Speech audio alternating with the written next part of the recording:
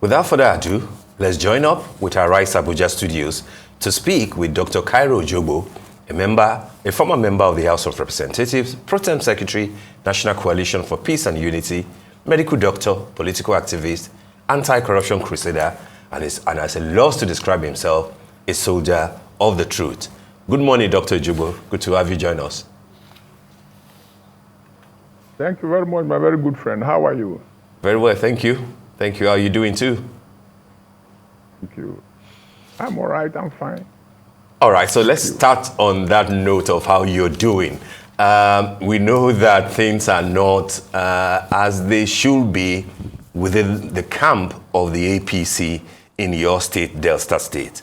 It is said that you have been suspended, and I'd like to ask, I know that you've been kicking and you even used some very, harsh words against the State Executive Committee that purportedly suspended you, describing them as a gang of houseboys working for the Deputy Senate President, Ovie, Omo-Agege. Where are we?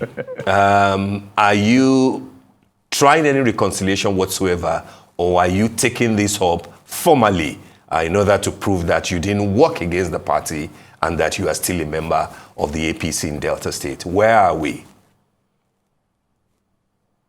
Oh, thank you very much. Anyway, this is not the topic I was told I was coming to discuss, but as usual. If you can just start with that, just to clarify, based on the fact that you're doing well. Yeah, that's why we're starting with that.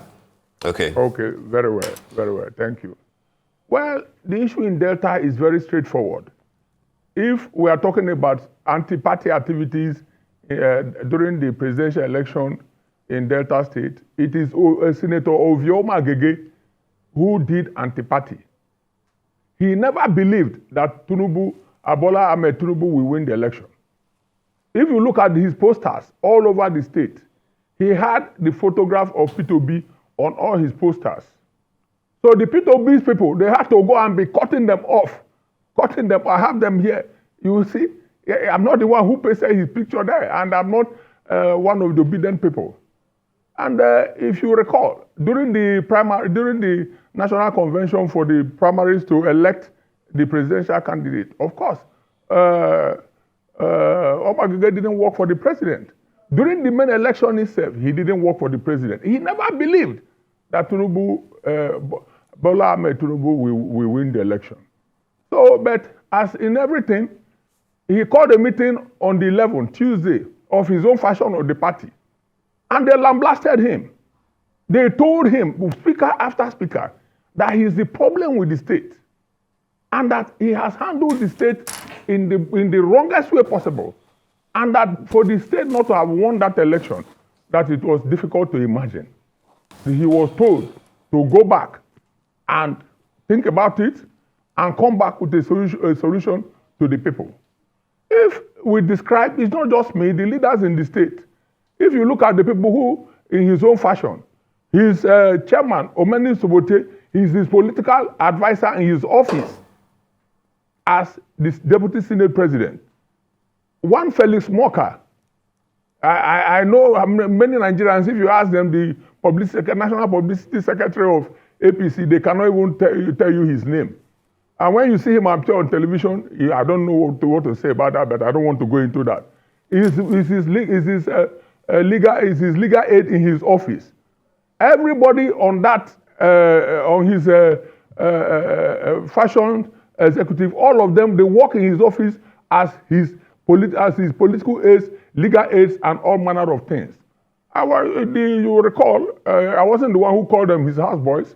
The great son, the minister from Delta, Kayamo, described him as his gang of houseboys. And that is the truth of the matter. So that's why we couldn't do much in that election. Now, after losing the election, he now started looking for people to blame instead of blaming himself. And it's unfortunate at times when people, even though that I know him right from his days in the universities, we were in the university together, I would have said, this man, is he really a lawyer? because the way he behaves. Apart from going to the National Assembly to go and carry maize in the public everywhere, look at the way he went about the campaigning in Delta State. He gathered very young, small boys and then placed them on top of leaders in every local government and every ward. Myself sitting down here, I don't even know my ward chairman. I don't know my ward executive. He has never brought out the list. And then he appointed somebody in my local government. There was no consulted. There was no primary. There was nothing. He sat down in his house and wrote the names of the people he wants to contest election. He said that in politics you injure people, and that after he has written the name, he will go around begging leaders. So he went around begging the leaders. Of course, leaders are no fools. Then he said he was going to depend on PDP people. How would you depend on PDP people? If you bring the PDP people, most of them that he brought, they were spies. So they worked against him.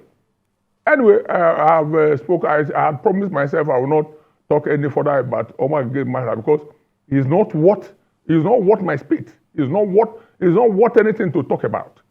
And I don't even. How do you wake up? You say you want to expel somebody, suspend. So there is a constitution of the party. It is Federal Republic of Nigeria. We have a constitution. So it's not. So you just ignore him when you talk about him suspending or expelling anybody. We suspended him. We followed the laws of the party, the constitution of the party to suspend and expel him, and we are going through it. In his own case, he didn't even know what to do. Because he lost the election, he went crazy. Is he the first person to lose the election? And in any case, Deltans wouldn't have, for any reason, hand him over Delta State. He's boasting now that he has done his own work, that he's going to the court to go and collect his mandate, that the PDP candidate are won, that he has many names. Everybody will have very many names. The one I was born, you know how we behave in Africa. They give you very many names. Even in this, when you grow, you even choose more for yourself. Like those I went to university with, they call me tallest. A lot of them, even when we left school, they don't even know my name. So that somebody has very many names. What is that? I think Delta State is not Imo. And the courts are not something you joke about. Because there are a lot of arms in Delta State. And it's not something you can go and come. And then an election that you have seen free and fair, if there was any fighting in Delta State, it was in his own ward where people fought. And the agents of the other parties, they worked out on him. And because he carried the materials, he hijacked it, went to his house to write the result in his own ward and in his own local government. How can that be our deputy Senate president? There should be decorum. I'm a medical doctor. I was trained. I'm surprised the way he behaved. So I don't want to even talk about it. You know, he's an American citizen. He can burn Delta. He does not mind. He will go back to America where his family is. So I don't want to talk about it. Please ask another question.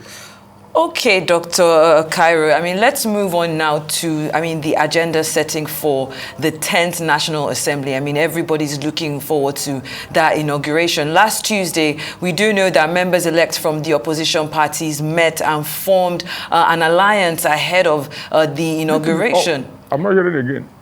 All right, then. We're having a bit of technical. If you can you hear me, Dr. Cairo? Okay, while we're just waiting for that problem to fix, he did make a lot of points. He kept saying he didn't want to talk about it and then buttress it with a few more points. Now, looking at the fact that he was accused of anti-party activities, do you think his explanation is okay enough to kind of say that, what he did was within his right within the party? Well, Sheto, you don't necessarily have to agree with Dr. Cairo Ojougboh, but then he's been consistent, with his position. And I like the fact that he gave out the hint that he went to school with Ovie, Omo-Agege, one a lawyer, the other one a medical doctor. But then it just looks like, they just can't work together. Yeah. How they allowed that to descend to the level that the party couldn't win. I'm not so sure if the party was the favorite to win in Delta anyway. State, yeah. But then maybe if they had worked together, if they have managed to bury their differences, maybe things could have changed. Delta has always been traditionally a PDP state. PDP had its own issues. The money to resolve it, at least for the governorship. You remember that during the presidential election, it was Peter Obi who cleared it, not minding the fact that the governor of Delta State, Dr. Kua, is the running mate to Atiku Abubakar of PDP. But I understand that Dr. Cairo Ojougboh is back. We have our guest back. So, Dr. Cairo, if you can hear me, I was talking about the fact that last week, Tuesday, we do know that members-elect from opposition parties met and formed an alliance ahead of the inauguration of the 10th National Assembly in June. But that their aim was to determine, of course, the aim of determining the leadership of the parliament. Now, we're seeing these opposition parties, PDP, Labour Party, and others currently combined are looking at about 163 seats, while the ruling party, APC, would have 162, with some seats waiting the April 15th runoff. Do you think that this in itself, this alliance of them coming together, might be an issue for APC if we're seeing an alliance with other opposition parties? No, not at all, because parliamentary system is very different, it's conventional. First of all, it is the party with the majority that is expected by convention to produce the leadership of each of the chambers. And then the alliance we are talking about will not hold water because one, the alliance will not, it won't stand. They are going to, how interest it will balkanize the alliance. For instance, the people from Labour Party are much more likely to go with APC, and then the people with even NNPP are much likely to go with APC, because if you do not, if APC is sure to keep its members in check, and once that is done, APC is sure to win. What APC needs to do, and which is what they are doing now, is to zone the positions properly. First of all, it is, if you take the Senate, for instance, it is believed that since, recall that even before His Excellency Shettima was nominated for the vice presidential ticket, I was here on this television, sitting on this seat, campaigning that for APC to be able to win, we need a northern Muslim to pair Bola Ahmed Tinubu so that APC can win. And that happened. So also it is now. The number one citizen is a Muslim. Number two citizen is a Muslim. And it is common sense that the number three citizen should be a Christian. And I do not see, because I hear some northern Muslims are also interested. I can only appeal to them to shelve this plan, to allow this country to move in peace, not to do anything that can cause problem for the incoming administration. And here I have trust for Bola Ahmed Tinubu. I know that he is strong, and then he will put his feet down, and then he will rein in the party, because party is supreme. Once the party gives its instruction, everything will follow. And as far as the positions are concerned, the Senate President, by the grace of God, and I do know, I don't believe anything will stop it, will be a Christian from the South. Where it will come from, whether Southeast or South-South, the party will determine. The party will look at circumstances guiding it. Because the problem of Nigeria today is how we are going to run a government to take care of everybody. Everybody. Number one, the biggest problem of the country today is the issue of revenue. I know that Tinubu has been able to manage these revenue resources in Lagos State, and even after that, it had continued. So if he brings his ingenuity, how he raised revenue in Lagos State, and then he can do it at the national level. Once that is done, and then there is enough money in the purse, then things can happen. One, the rate at which the population explosion in this country is very worrisome.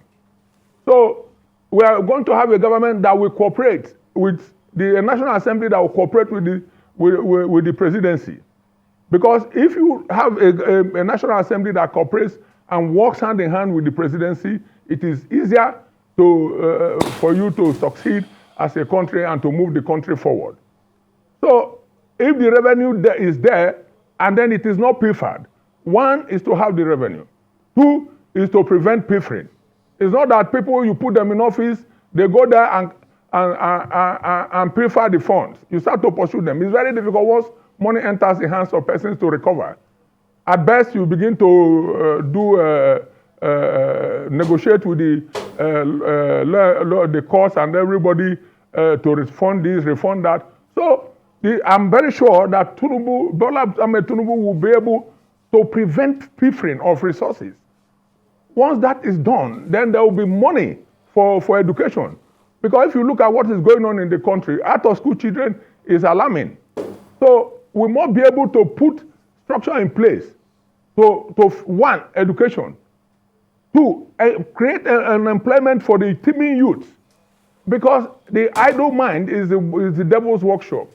The issue of terrorism and the militancy and everything is as a result of youth who don't have employment. And the only way to cure it is to give these youth jobs. If you look at the last election, you can see that even the youth, if you look at the campaigns, that's why I respect Bola Ahmed Tinubu a lot. Look at the massive turnout in all his campaigns all over the country. They're all youth. They love him. So he must pay back this favor that the youth have done to him. These youths, they respected him and voted for him. They gave him the chance to prove, to do what he did in Lagos at the national level. So that at the end of the day, Nigerians will be better for it. When you look at the way that even medical doctors, the way all of them are escaping out of Nigeria to seek greener pasture overseas. If another beautiful thing, you see that with Tinubu, I was talking to some lawyers. They said, look, the judges in Lagos State, magistrates, if you give them appointment as court of appeal judges or Supreme Court judges, they won't go because they are looked after in Lagos. So Lagos was able to prevent pilfering of its funds.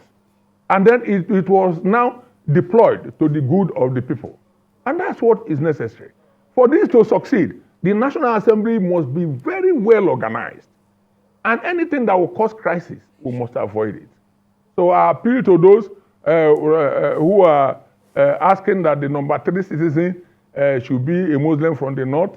I'm not bothered. I'm not a religious fanatic, but my fanaticism is about Nigeria. My patriotism for Nigeria. What will make Nigeria to improve?